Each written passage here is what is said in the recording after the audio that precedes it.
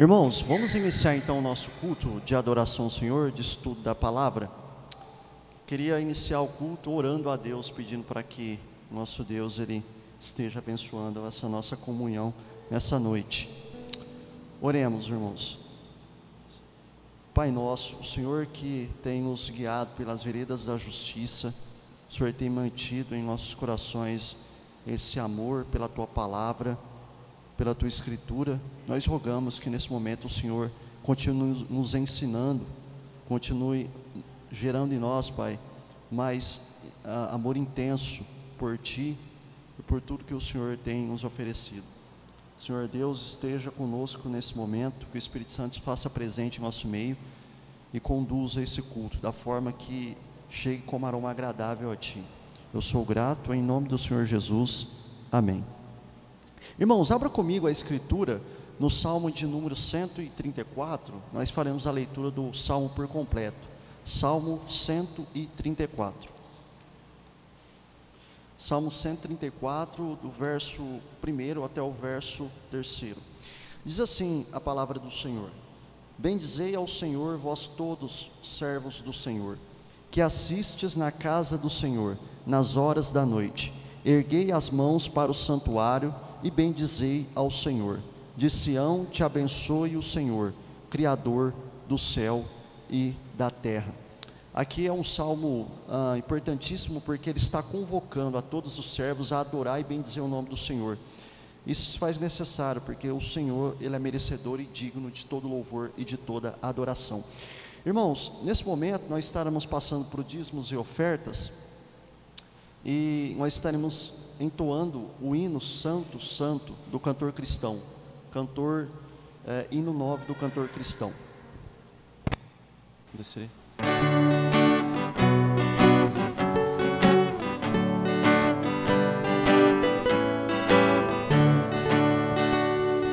Santo, Santo, Santo, Deus onipotente,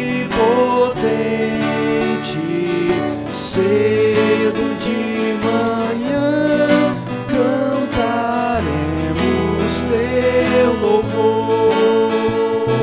Santo, Santo, Santo, Deus Jeová de uno, és um só Deus, excelso Criador. Santo, Santo, Santo, todos os remidos, juntos com os anjos, proclamam teu louvor. Antes de formar-se firmamente a terra, eras e sempre há de ser, Senhor.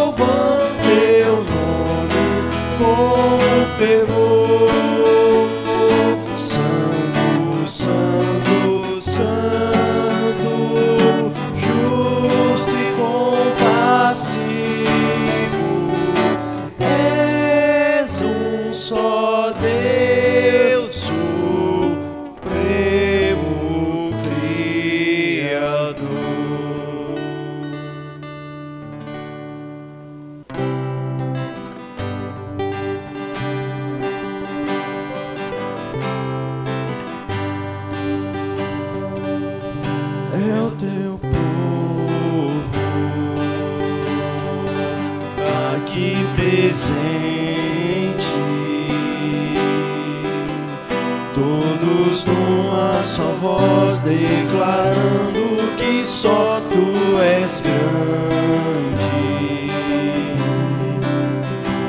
exaltamos Teu doce nome, pelo amor, pela cruz, por Teu Filho Jesus, pois és santo, sim, és digno de louvor e de ser adorado, és bondoso, Pai querido, dentre todas as coisas Tu és verdadeiro Senhor. É o Teu povo aqui presente, todos numa só voz declarando que só Tu és grande, exaltamos Teu doce nome, pelo amor, pela luz, por Teu Filho Jesus, pois és santo, sim, és digno de louvor e de ser adorado, és bondoso, Pai querido, dentre todas as coisas Tu és verdadeiro Senhor. Pois és santo, se és digno de louvor e de ser adorado, és bondoso, Pai querido, dentre todas as coisas Tu és verdadeiro Senhor.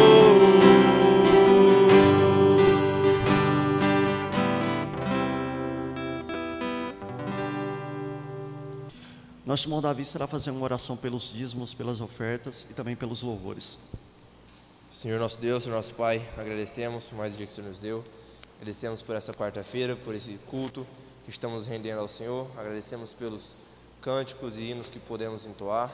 Pedimos que o Senhor venha estar abençoando agora também a mensagem, que o Senhor esteja com o pregador, que ele esteja sendo porta-voz da palavra do Senhor. É isso que pedimos e agradecemos em nome de Jesus. Amém. Amém.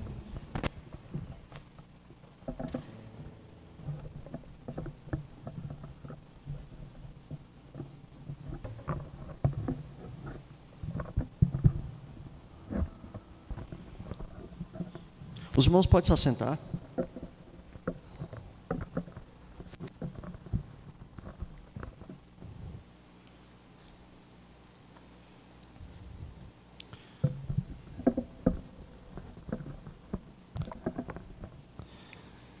Irmãos, novamente boa noite. Fico muito contente pelos louvores que nós entoamos nessa noite, pelos salmos que nós lemos, por todo esse culto, esse início de culto que nós temos oferecido ao Senhor Deus. Irmãos, eu gostaria de expor com vocês nessa noite o Evangelho de João. Abra comigo a escritura no Evangelho de João, capítulo 8, por gentileza. Faremos uma leitura partindo do verso 1 até o verso 11. É um relato que contém no Evangelho de João, que é muito conhecido dos irmãos. João capítulo 8, do versículo 1 ao versículo 11.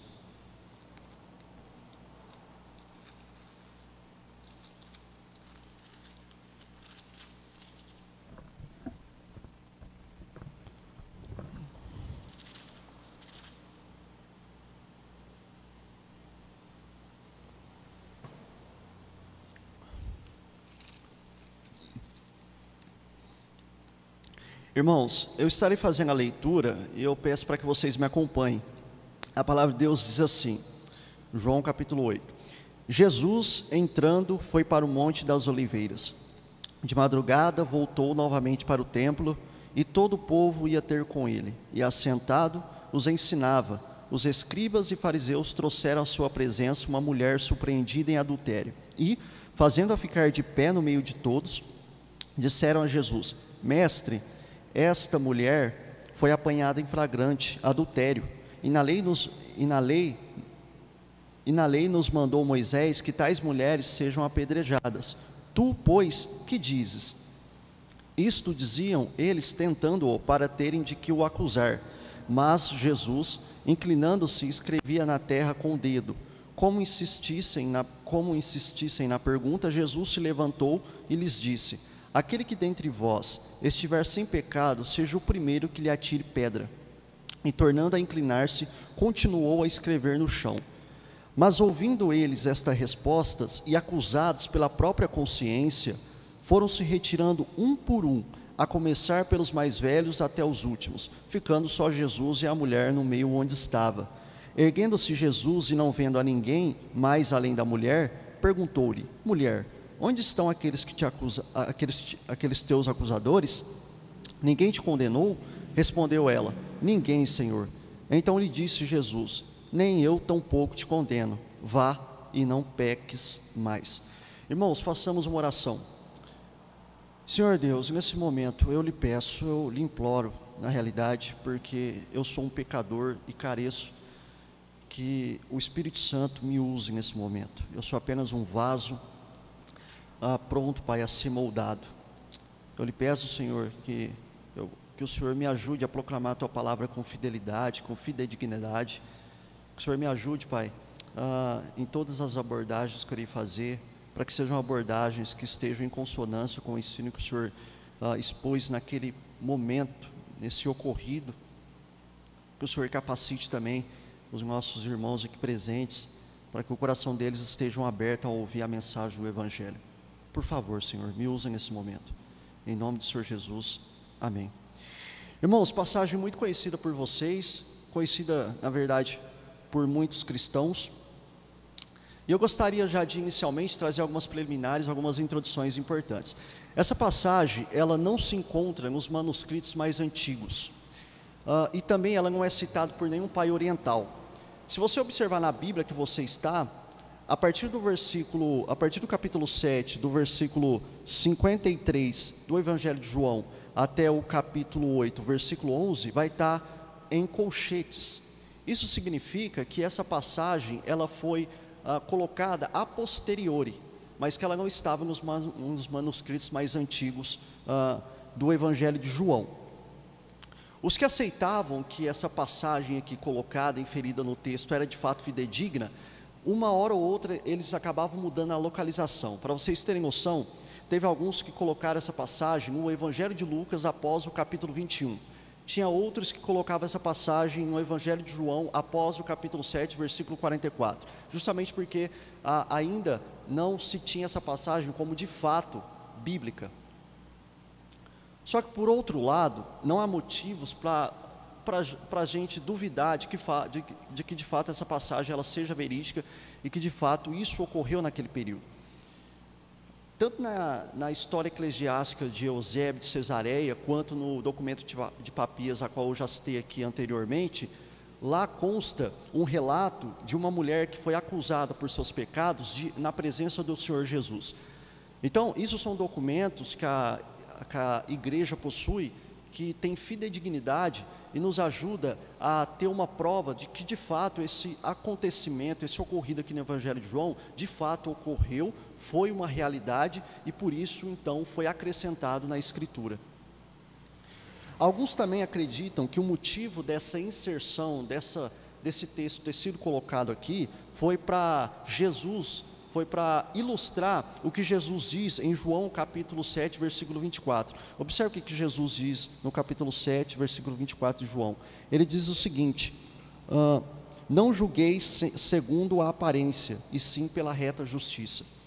Então alguns acreditam que de fato a inserção desse texto, o fato desse texto ter sido colocado nas escrituras, embora não estivesse nos manuscritos antigos, é justamente porque ele serviu para ilustrar passagens como essa de João, onde Jesus ele está mostrando a maneira certa de fazer julgamentos. Mas é necessário algumas questões, algumas implicações acerca do texto. Logo aí do versículo 1 até o versículo de número 2, diz assim: que Jesus entrando foi para o Monte das Oliveiras. De madrugada voltou novamente para o templo, e todo o povo ia ter com ele, e assentado os ensinava. O Monte das Oliveiras é muito conhecido pelos irmãos. Ele era um lugar costumeiro de Jesus, era o lugar predileto de Jesus. Jesus adorava ir para o Monte das Oliveiras com um único propósito: orar a Deus. Embora o foco de Jesus Cristo fosse a pregação do reino, a proclamação do reino dos céus, Jesus jamais dispensava o diálogo com o seu Pai. Então, se você observar lá em Lucas capítulo 22, 39, Lucas vai registrar que costumeiramente, regularmente, Jesus subia até o Monte das Oliveiras a fim de orar ao Pai.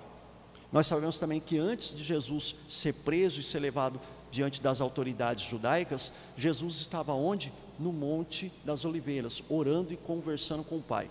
Lucas registra essa passagem de maneira mais profunda, dizendo que Jesus chegou até a transpirar sangue. Então assim, era um lugar que Jesus estava constantemente. Mas outro lugar ao qual Jesus também ele frequentava regularmente era o templo. Pelo menos é o que a gente vê isso inferido no Evangelho de João. O templo era o local onde geralmente os mestres judeus eles ensinavam os seus prosélitos, os seus discípulos, né, os seus seguidores. E obviamente Jesus, dentre todos esses, ele se destacou. Por quê?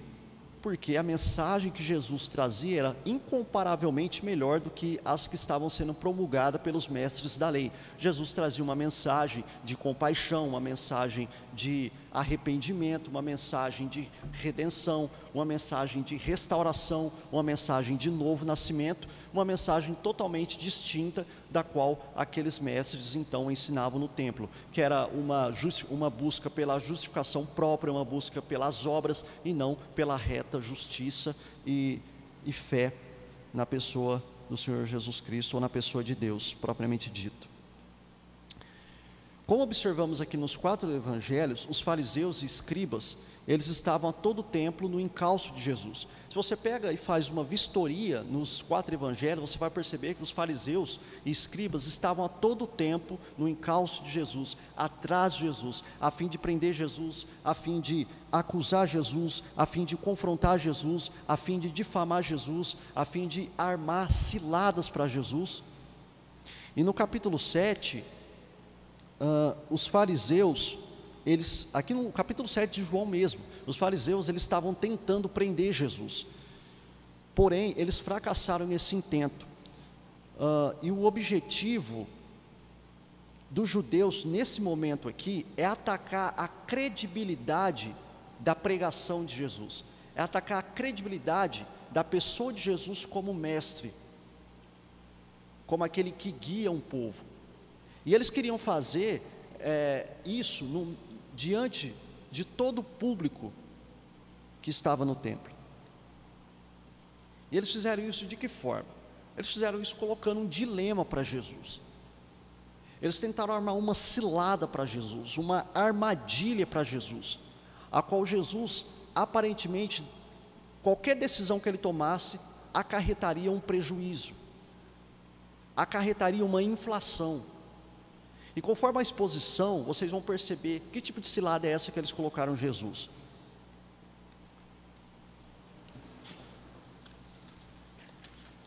No versículo 3, 4 e 5, a gente vê Jesus sendo tentado pelos fariseus com esse dilema. A implicação Jesus diz no capítulo 3, é dito no capítulo 3, por exemplo, o seguinte, que os escribas e fariseus, eles trouxeram à sua presença uma mulher surpreendida em adultério. Há uma implicação muito importante nesse caso aqui, desse adultério. A lei de Moisés em Deuteronômio 22, capítulo 22, e em Levítico, capítulo 20, 10, você pode conferir na sua Bíblia, prescrevia que no caso de adultério, tanto a mulher como o amante deveriam ser levados ao julgamento.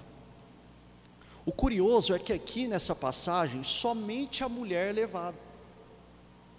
Daí a gente já infere a suposição de que essas testemunhas, esses escribas e fariseus que eram testemunhas desse adultério, estavam sendo bastante maliciosos. Agora, muitos levantam 3 hipóteses de por que o homem não foi levado juntamente com a mulher nesse caso aqui. Alguns dizem que provavelmente, ao serem pegos, o homem saiu correndo, escapou, deixando a mulher ali com seus algozes diante daquelas autoridades hostis. A segunda hipótese é que os próprios acusadores foram machistas ao ponto de focalizar exclusivamente na mulher, tirando então a responsabilidade do homem também sobre o ato. E a terceira hipótese, que eu acho que é a mais coerente, a que está mais de consonância com as Escrituras, é que eles não estavam preocupados em julgar retamente o caso que foi apresentado. Eles não queriam nem sequer obedecer à lei de Moisés. Eles estavam com os seus corações encharcados de ódio por aquele galileu que, para eles, afrontava a lei de Moisés, o templo, os cerimoniais e os rituais judaicos. Eles queriam, na realidade, atacar Jesus, confrontar Jesus, difamar Jesus, fazer com que Jesus perdesse a credibilidade diante de todo o povo. E eles não queriam saber quais seriam os meios para se utilizar para chegar a esse fim. Então, por isso que eles não estavam nem um pouco preocupados em julgar o caso de maneira honesta e digna. Não, eles estavam dispostos a realizar um julgamento indigno e desonesto, a fim de prender Jesus, de confrontar Jesus.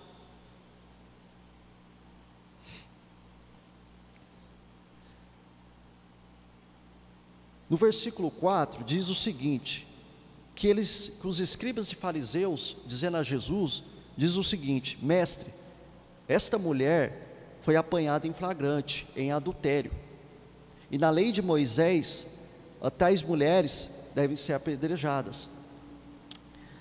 A citação da lei de Moisés, na realidade, a forma como eles se dirigem a Jesus, chamando Jesus de mestre, chamando Jesus de rabi, aparentemente apresentando uma espécie de, como que eu posso dizer, uma espécie de reverência a Jesus, é totalmente cínica e falsa. Não havia nada de verdade nesse chamamento de mestre. Eles não tinham nada a Jesus como mestre.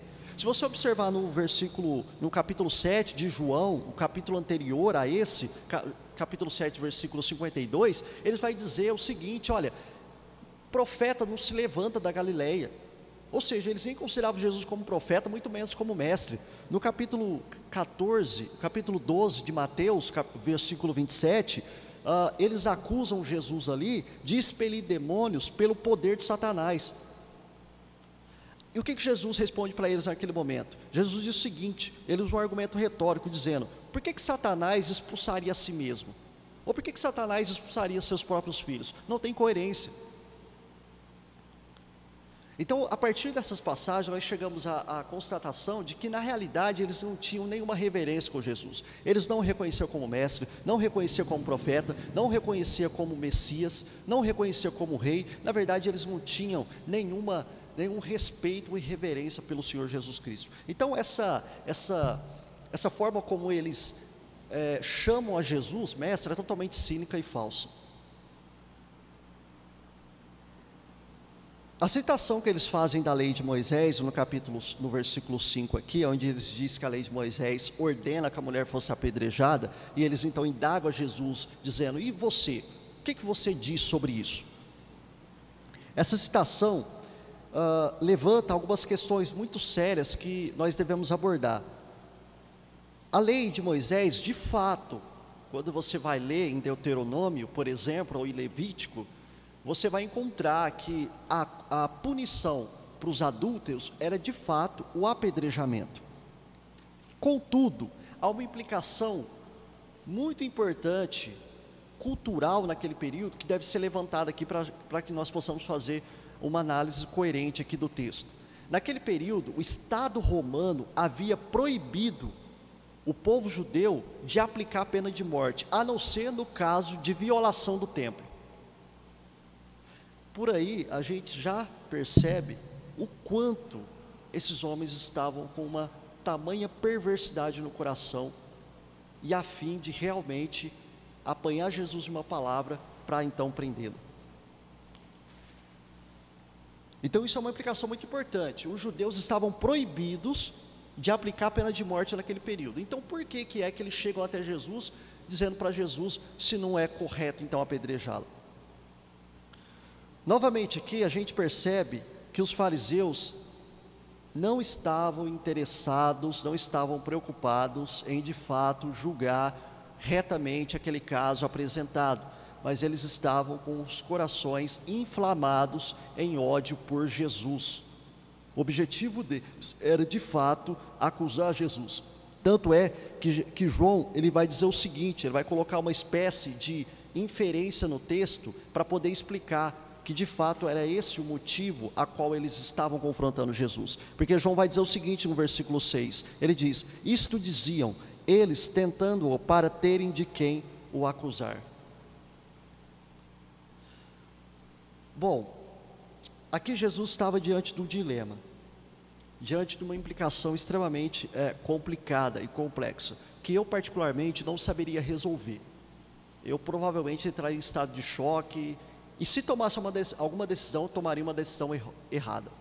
Mas Jesus, ele sabia de todas as coisas. Jesus sabia como levar um debate. Jesus sabia como responder perguntas maliciosas.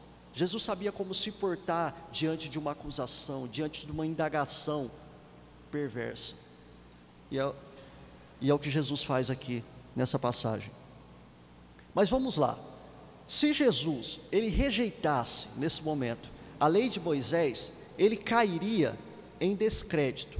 Ele seria descartado como uma pessoa sem lei, uma pessoa sem regras, uma pessoa sem princípios.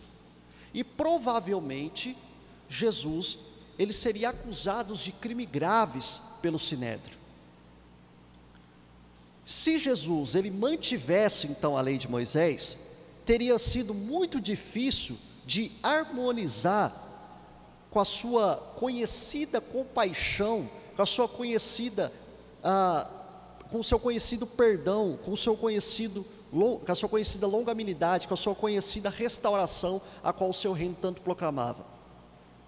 Obviamente as pessoas dirão, mas como que pode? Esse mestre prega perdão, prega compaixão, prega longanimidade, prega restauração, renascer como uma nova criatura, e agora ele está condenando a mulher a apedrejamento. Terceiro, se em nome da lei de Moisés, Jesus ele proferisse, ele pronunciasse a sentença de morte sobre essa mulher, ele estaria infringindo o Estado romano, que havia proibido dos judeus aplicar a pena de morte. Então assim, diante de um dilema desse, a pergunta que fica é: como então a gente resolve isso? Se Jesus rejeitasse a lei, ele seria acusado de uma pessoa sem lei, provavelmente ia ser acusado também de crimes graves pelo Sinédrio. Se Jesus ele mantivesse a lei, estaria em desarmonia com o reino que ele proclamava, que era o reino de perdão, restauração e paz. E terceiro, se ele decidisse então aplicar sobre aquela mulher uma sentença, ele estaria então desobedecendo às autoridades civis que havia decretado não a pena de morte. Então, diante de um dilema desse, a pergunta que fica é: como resolver uma situação dessa? O que nós faríamos diante de um dilema desse? Jesus nos ensina a como agir diante daquelas pessoas que estão nos acusando e querem nos apanhar, que criam armadilha para nós cristãos, a fim de destruir a nossa credibilidade como servos de Deus. Olha só o que Jesus vai responder nesses próximos versículos. Porém, antes disso, algo acontece de curioso.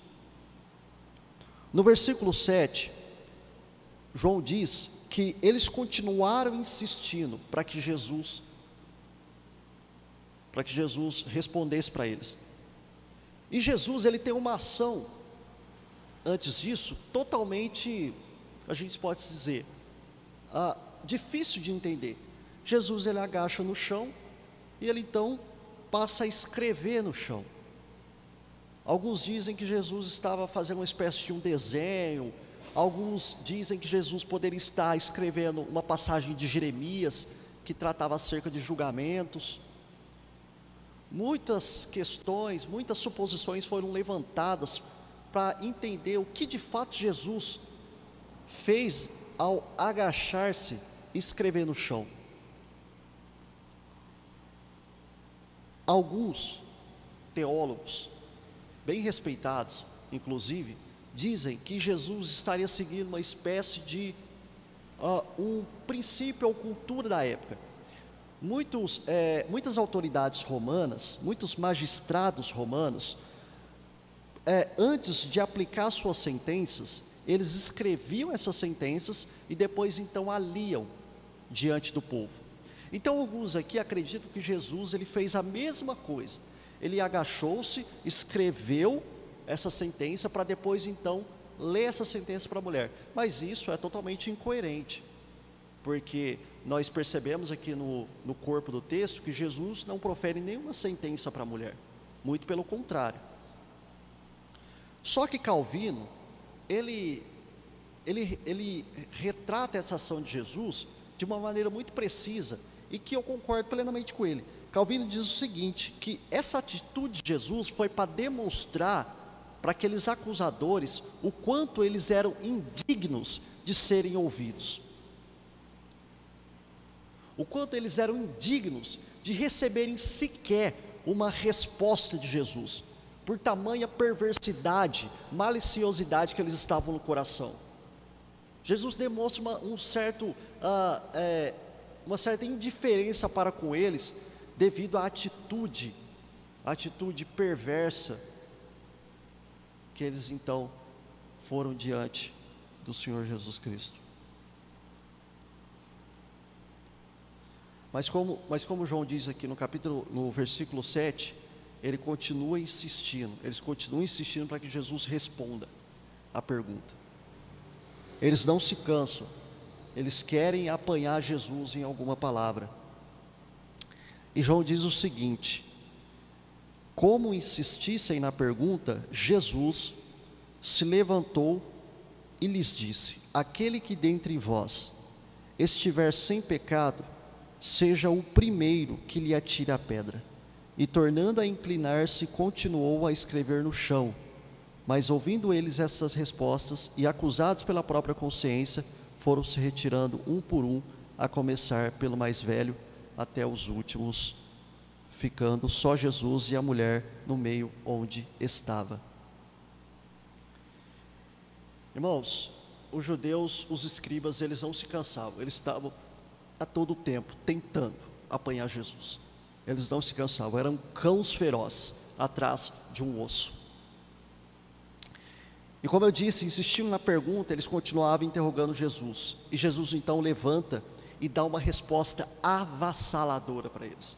Jesus dá uma resposta que arrebenta eles no meio. Uma resposta que os deixa boquiabertos. Uma resposta a qual eles não têm o que dizer. Uma resposta que os deixou em estado de choque hipovolêmico. Jesus diz o seguinte: aquele que dentre vós estiver sem pecado, seja o primeiro que lhe atire a pedra. Irmãos, muito importante, nós não podemos acreditar que Jesus aqui esteja exigindo que aqueles acusadores, que aquelas autoridades sejam modelos de perfeição. Longe disso. Jesus conhece a natureza humana, não é esse o propósito de Jesus. O que Jesus queria, na realidade, é que o julgamento fosse feito de forma correta, de forma ordeira, com princípios, não de maneira indigna, não de maneira injusta. Jesus queria que o julgamento fosse feito da maneira como deveria ser realizado, da maneira como estava prescrito. Nenhum momento Jesus está cobrando perfeição desses acusadores, nenhum momento. Jesus também aqui, ele não está proibindo que pecadores corrijam os pecados de outros pecadores, mas ele está condenando aqui a hipocrisia do povo. Ele está reprovando aqueles que sempre estão de prontidão para apoiarem os pecados, para acusarem os pecados dos outros, para julgarem os pecados dos outros, mas no oculto acariciam e suavemente se afagam nos seus próprios pecados. Pessoas que tratam severamente o pecado dos outros, mas quando se trata dos seus pecados, não, ele é afável, ele abraça os seus pecados, ele beija os seus desejos carnais, mas nos outros ele trata severamente, nos outros ele faz questão de julgar, nos outros ele faz questão de acusar e apontar, mas os seus próprios não, os seus próprios ele mantém no oculto, os seus próprios ele continua fazendo. Veja, ninguém aqui está impedido de corrigir os pecados de outro, não é isso. Inclusive também não está impedido de punir quando é necessário. Isso deve ser feito contanto que aquilo que você está condenando nos outros, você também odeie e condene em si mesmo. Era isso que Jesus estava pedindo para que eles fizessem. Que aquilo que eles tanto apontam e acusam os outros, eles também acusassem e apontassem para si mesmos.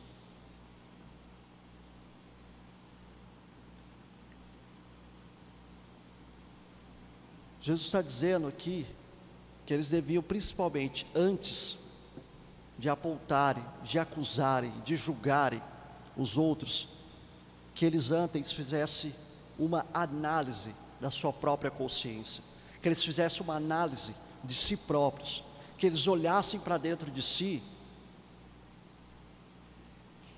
para que de fato vissem se eles estavam de acordo com a palavra de Deus, se aquilo a qual eles estavam acusando os outros, eles haviam condenado em si mesmos.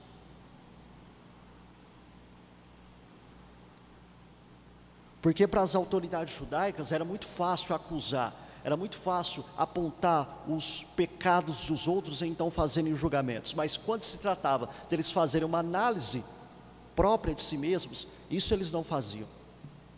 E esse problema, ele não está concentrado somente nos tempos de Jesus, não, esse problema está no meio da igreja. No meio da igreja esse problema ainda é percorrente. Afinal de contas, nós cristãos sempre somos perfeitos, né? Nós diante de todos, nós somos os mais perfeitos, nós somos os mais prudentes, nós somos os mais sábios, somos os mais inteligentes, nós sabemos de tudo, os outros não sabem de nada, né? Afinal de contas, é sempre mais fácil apresentar para os outros uma aparência falsa do que de fato apresentar os erros e pecados que você tem.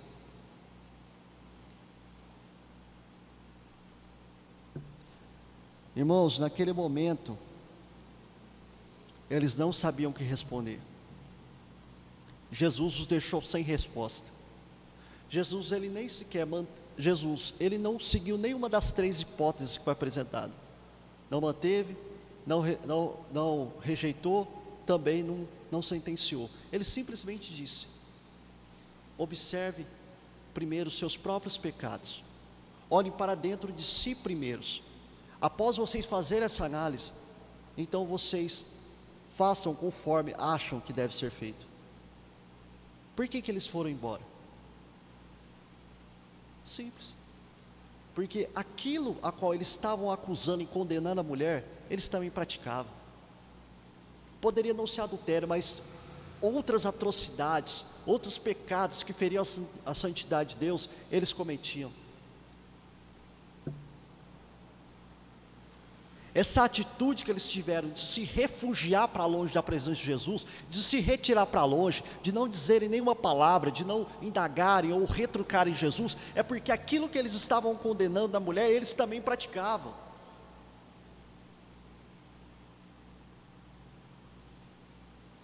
Em vez deles correrem desesperadamente aos pés de Jesus Cristo e disserem: Senhor, tem piedade de mim, tem misericórdia de mim, pois sou pecador, não.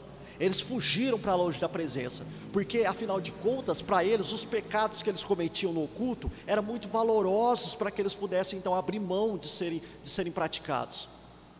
Eles precisavam manter aquela vida pecaminosa deles, às escondidas.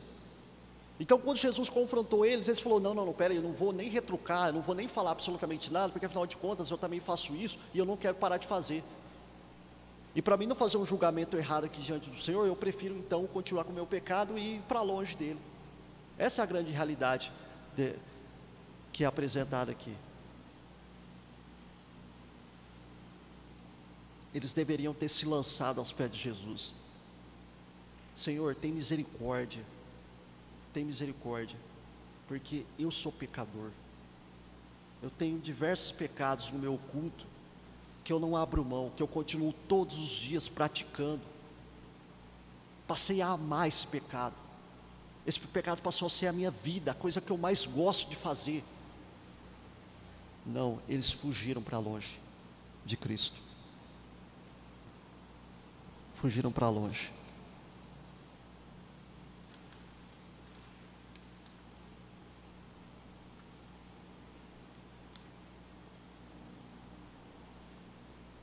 Irmãos, isso é uma coisa que nas igrejas atuais, infelizmente, acontece muito. Irmãos que, ao serem confrontados pelos seus pecados, ao invés de fazerem como o publicano fez, ao invés de fazerem como Davi fez, se arrependerem do seu pecado, oferecer a Deus um coração compungido, contrito, sabe o que eles fazem? Quando são confrontados pelos seus pecados, sabe o que eles fazem? Eles fogem para longe da presença de Deus, param de ir nos cultos, param de frequentar as atividades da igreja, e pouco a pouco, eles vão se distanciando da palavra de Deus, porque aqueles pecados que eles cometem, eles amam tanto, eles adoram tanto, que quando eles são confrontados a abandonar esses pecados, eles preferem sair para longe da presença de Jesus Cristo.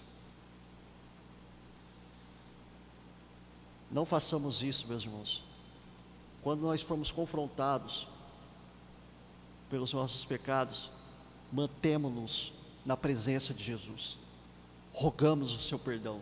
Senhor, ajude-me a ultrapassar esse obstáculo, me ajude a me livrar desse pecado, me ajude a militar contra esse pecado.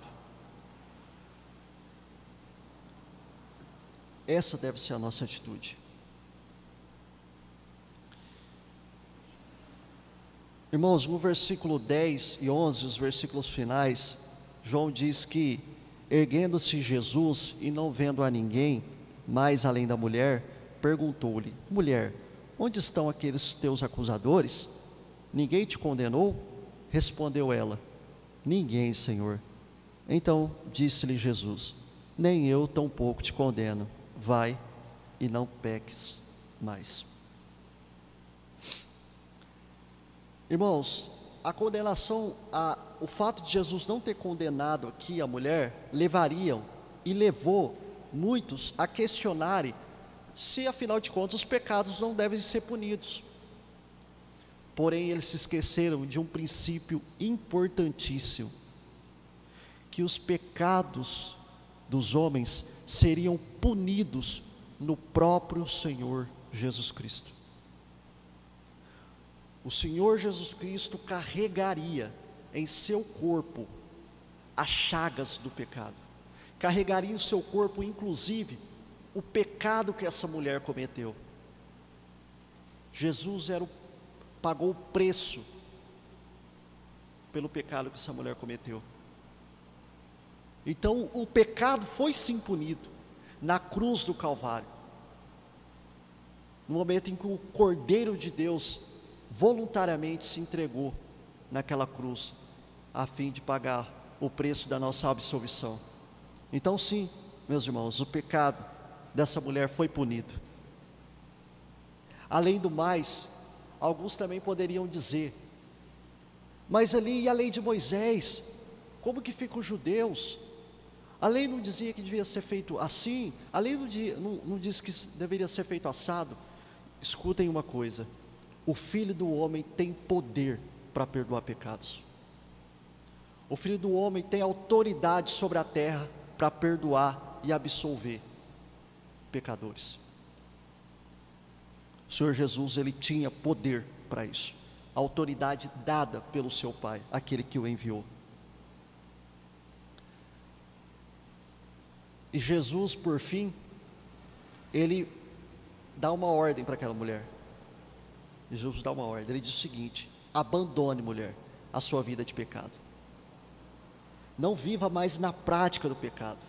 Abandone esse pecado que você tem cometido. Esqueça esse pecado. Milite contra esse pecado. Jesus não a despede sem dar uma ordem, sem dar-lhe uma promessa futura. Não. Vá, mulher. Porém, não peques mais. Não continue fazendo o que você estava fazendo. Mas se conserte diante do Senhor Deus. Meus irmãos, aqui, Jesus está deixando implícito para nós aqui, é que aqueles que de fato têm fé na pessoa do Senhor Jesus Cristo, que nasceu da água e do Espírito, que não vivem mais na prática do pecado,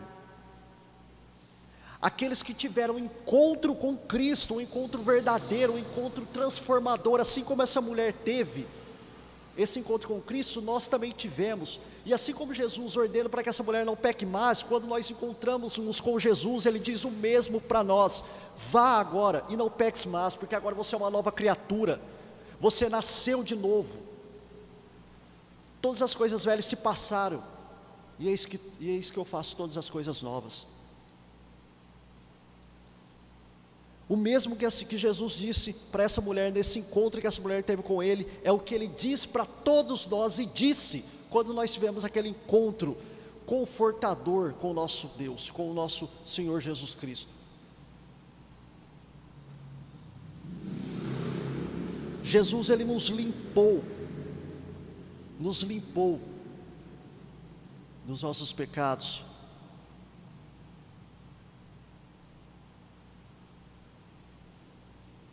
Antes, nós éramos traidores da lei de Deus, éramos adúlteros da lei de Deus, mas o Senhor Jesus, Ele carregou o preço do nosso adultério, e agora nos ordena que nós tenhamos prazer na sua lei, prazer nos seus princípios, prazer na sua palavra, e que nós sejamos obedientes e abandonemos essa vida de pecado, abandonemos a prática de pecado e passamos a viver para Ele, exclusivamente para Ele, em santidade de vida. Irmãos, algumas considerações finais. Primeiro,